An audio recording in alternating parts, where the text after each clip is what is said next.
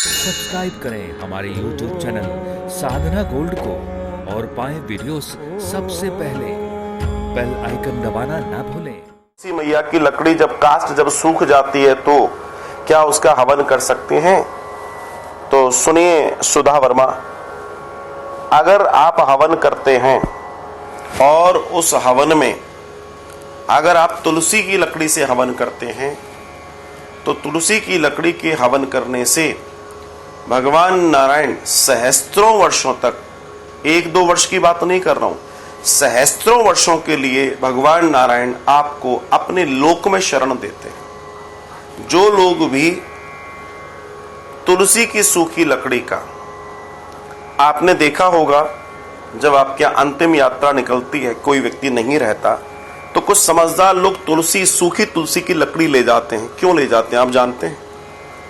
लिखा है पद्म पुराण में कि जब कोई व्यक्ति मर जाए, उसकी चिता में अगर उसने जिंदगी में घोर पाप करे हों, लेकिन अगर उसकी चिता में आपने तुलसी की लकड़ी एक टुकड़ा भी डाल दिया, एक टुकड़ा भी अगर आपने डाल दिया, तो आपको उसके वैकुंठ जाने का टिकट तो आपने पक्का कर ही दिया। पहली चीज, वैकुंठ जाने का टिकट पक्का हो गया।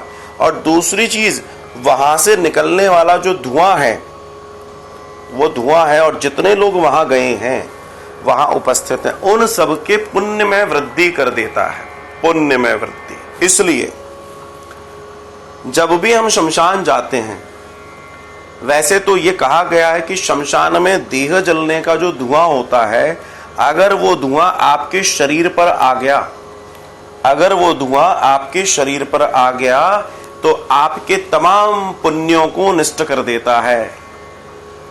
जी हां, बिल्कुल सही बात आपसे बताएं, वो आपके तमाम पुण्यों का नाश कर देता है। लेकिन अगर उसी चिता में तुलसी की एक लकड़ी का टुकड़ा भी डाल दिया है, तो एक तो वो जो व्यक्ति है उसको तो सीधे वैकुंठ जाना ही जाना है, साथ में वहां जितने भी लोग हैं उन सबके पुण्यों को बढ़ोतरी भी होती है। तो ये एक बहुत बड़ा विषय है, इस विषय को समझना बहुत जरूरी है। तुलसी अपने आप में स्वर्ग का द्वार है। तुलसी का एक पत्ता हो, छाल हो, जड़ हो, अंजरी हो, मंजरी, कुछ भी जो भी है वो आनंद कर देती है। अभी किसी ने मुझसे पूछा था, मैंने बोला कि शिव जी को मंजरी आप दे सकते हैं। आप अगर भगवान शिव के मंदिर में कहीं मंदिर हो, शिवालय हो, अगर आप वहां पर तुलसी का पौधा लगा दें, और वो तुलसी के पौधे की जो मंजरी है, उस मंजरी के गिरने और सूखने से जो और पौधे बनेंगे, और जितनी मंजरी बनेंगी, जितने पौधे बनेंगे, उतने समय तक आपको शिव लोक का वास मिलता है, उतने वर्षों तक। अब आप विचार कर लीजिए, तुलसी की महिमा तो अमिट है, अमिट।